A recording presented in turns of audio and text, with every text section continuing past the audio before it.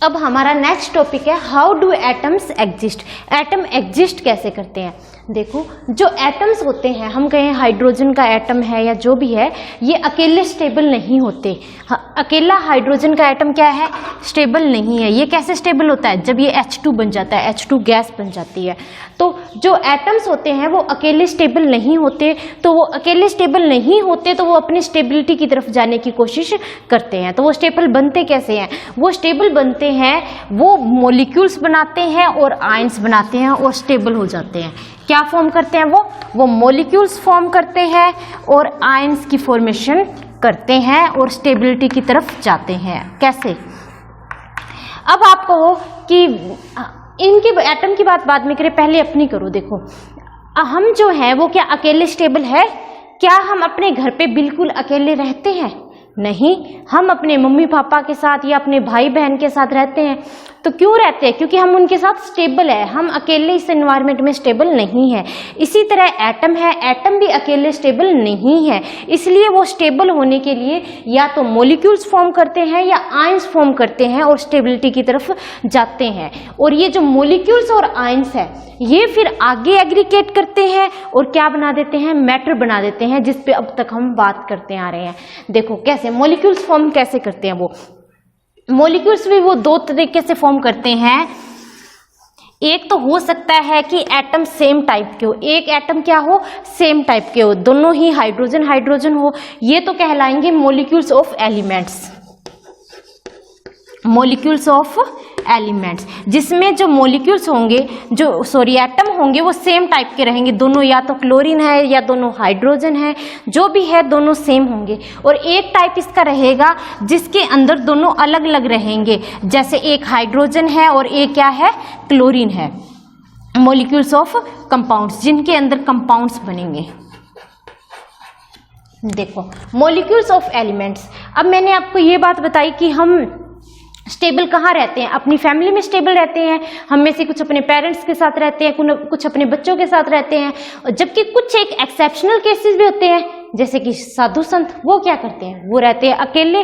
इसी तरह कुछ मॉलिक्यूल्स ऐसे भी होते हैं, जो एटम्स ऐसे भी होते हैं जो अकेला रहना प्रेफर करते हैं, जिसका अगर हम एग्जांपल ले तो हीलियम और आर्गोन। क्या एग्जांपल है इसका, हीलियम और आर्गोन। ये अकेले रहते हैं, ये अकेले रहते हैं, तो ये अकेले रहते हैं तो ये अकेले ही एडजस्ट करते हैं। ये है तो एक ही टाइप का, हीलियम एक ही टाइप का, तो इसको किसके अंडर लिखा है हमने, मॉलिक्यूल्स ऑफ एलिमेंट्स। तो हीलियम का जो मॉलिक्यूल है वो सिंगल एटम से मिलकर बना है, इसी तरह आर्गोन का।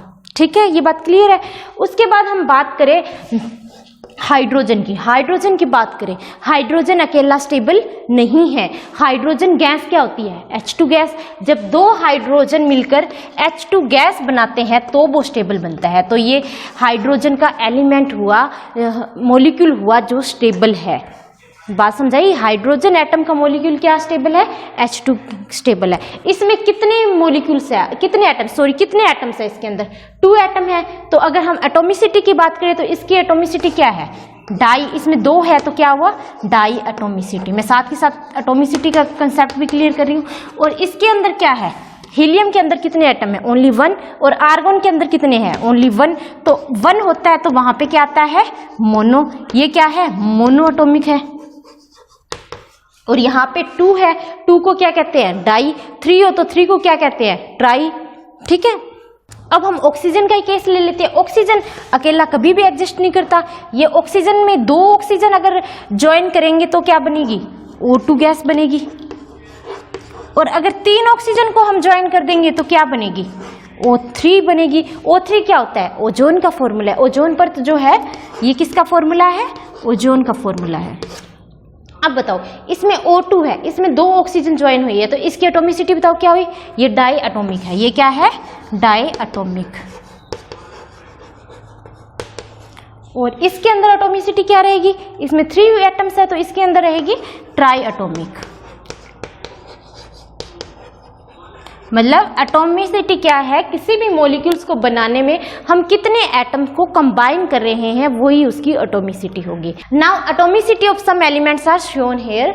आर्गन क्या है, मोनोएटॉमिक है। उसके बाद हीलियम क्या है, मोनोएटॉमिक है। ऑक्सीजन क्या है, डायएटॉमिक है। हाइड्रोजन डायएटॉमिक है। नाइट्रोजन भी डायएटॉमिक है। क्लोरीन भी डायएटॉमिक है। फॉस्फोरस क्या है, टेट्राएटॉमिक है। एंड सल्फर क्या है, पॉलीएटॉमिक है। नेक्स्ट मॉलिक्यूल्स ऑफ कंपाउंड्स, जैसे कि हमने अभी डिस्कस किया, मॉलिक्यूल्स के अंदर क्या होते हैं, atoms of different element. Different elements के जो एटम होते हैं वो कंबाइन करते हैं और कंपाउंड्स की फॉर्मेशन करते हैं। कैसे, जैसे हम वाटर का एग्जांपल लेते हैं। किसका लेते हैं, वाटर का। इसके अंदर क्या होता है, डिफरेंट एलिमेंट हाइड्रोजन और ऑक्सीजन, इनके एटम आपस में कंबाइन किए हैं। किसके अंदर, डेफिनेट प्रोपोर्शन के अंदर। अगर ये 2 है, ये 1 है, इनका प्रोपोर्शन भी डेफिनेट है, में कंबाइन करते हैं और कंपाउंड की फॉर्मेशन करते हैं, तो वो क्या होते हैं, मॉलिक्यूल्स ऑफ कंपाउंड्स। और एग्जांपल देख लो इसके, जैसे कि क्या हो गया, अमोनिया हो गया, CO2 हो गया। डिफरेंट एलिमेंट के एटम, इसमें नाइट्रोजन एंड हाइड्रोजन, ये भी डिफरेंट है। इसमें कार्बन और ऑक्सीजन, जो डेफिनेट प्रोपोर्शन के अंदर क्या करेंगे, कंबाइन करेंगे और कंपाउंड की फॉर्मेशन करेंगे। अब डिस्कस करते हैं आयंस के बारे में। आयंस कुछ जो कंपाउंड्स होते हैं जिसके अंदर मेटल और नॉन मेटल प्रेजेंट होते हैं, उनमें वो क्या करते हैं, आयंस की फॉर्म में एग्जिस्ट करते हैं। आयंस मतलब उनके ऊपर कुछ चार्ज होता है। जैसे हम एग्जांपल लेते हैं NaCl का। सोडियम मेटल है और क्लोरीन क्या है, नॉन मेटल है। तो इसके अंदर ये कैसे एग्जिस्ट करते हैं, Na है जो सोडियम है वो Na पॉजिटिव में, और जो Cl है, क्लोरीन है, वो Cl नेगेटिव में। जो पॉजिटिव आयन होता है उसे हम कहते हैं कैटायन, उसे क्या कहते हैं, कैटायन। और जो नेगेटिव आयन होता है उसे कहते हैं एनायन। देखो कुछ जो कंपाउंड्स होते हैं, जैसे सोडियम क्लोराइड है जिसमें सोडियम और क्लोरीन प्रेजेंट है, ये जो है ये आयंस की फॉर्म में एग्जिस्ट करते हैं, जैसे Na पॉजिटिव और Cl नेगेटिव। ये क्यों एग्जिस्ट करते हैं, स्टेबिलिटी के लिए। और जो ये Na पॉजिटिव है उसे कहेंगे कैटायन, मतलब जिस पे पॉजिटिव चार्ज होगा वो क्या कहलाएगा, कैटायन, और जिस पे नेगेटिव चार्ज होगा वो क्या कहलाएगा, एनायन। अभी हमने कहा जो सोडियम और क्लोरीन है वो आयंस में एग्जिस्ट करते हैं। किस लिए एग्जिस्ट करते हैं, स्टेबिलिटी के लिए एग्जिस्ट करते हैं। फिर भी हम थोड़ा सा इनको डिस्कस करते हैं कि इनमें ये आयंस बनाने से स्टेबिलिटी कैसे आ जाती है। फॉर एग्जांपल हम Na को लेते हैं, तो Na का एटॉमिक नंबर क्या है, आप पीरियोडिक टेबल में देखोगे तो जो सोडियम है उसका एटॉमिक नंबर क्या है, 11 है। तो इसमें कितने इलेक्ट्रॉन हुए, कितने प्रोटॉन हुए, 11 ही इसके अंदर क्या होंगे, प्रोटॉन, और 11 ही क्या होंगे, इसके अंदर इलेक्ट्रॉन होंगे। अब मैंने आपको बताया था कि इलेक्ट्रॉन और प्रोटॉन अरेंज कैसे होते हैं। देखिए जो हमें पता है ऐसे अरेंज होते हैं, बीच में क्या होता है, एक न्यूक्लियस होता है। क्या होता है, न्यूक्लियस होता है जिसके अंदर प्रोटॉन और न्यूट्रॉन प्रेजेंट होते हैं, और जो इलेक्ट्रॉन होते हैं वो इस न्यूक्लियस के चारों तरफ कुछ क्लासेस बनी होती है। क्या बनी होती है, क्लासेस, या हम कहते हैं शेल्स बने होते हैं।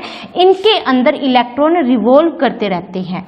ये फर्स्ट क्लास है, ये सेकंड है और ये थर्ड है।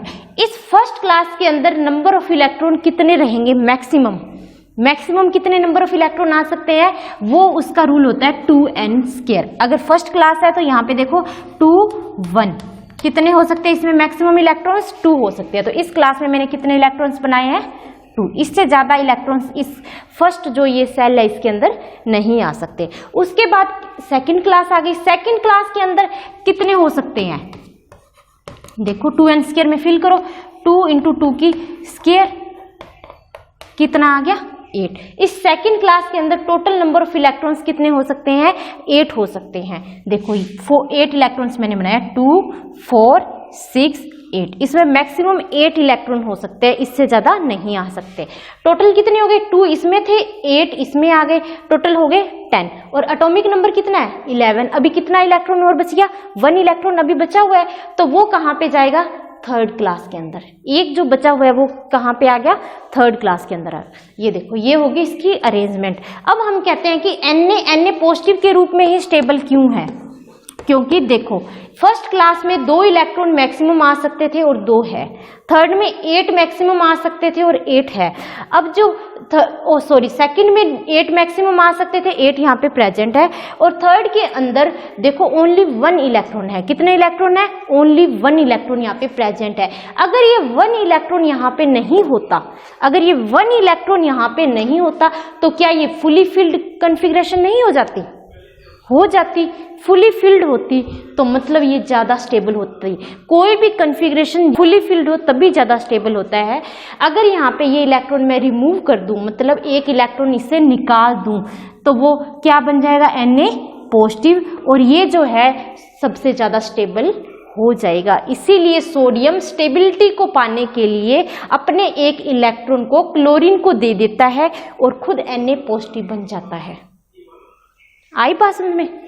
इसी तरह जो क्लोरीन की बात हम यहाँ पे डिस्कस नहीं कर रहे हैं क्लोरीन को, बट क्यों होता है? क्योंकि Na अपना एक इलेक्ट्रॉन निकाल देता है और स्टेबल बन जाता है, Na पॉजिटिव बन जाता है, मतलब कैटायन बन जाता है।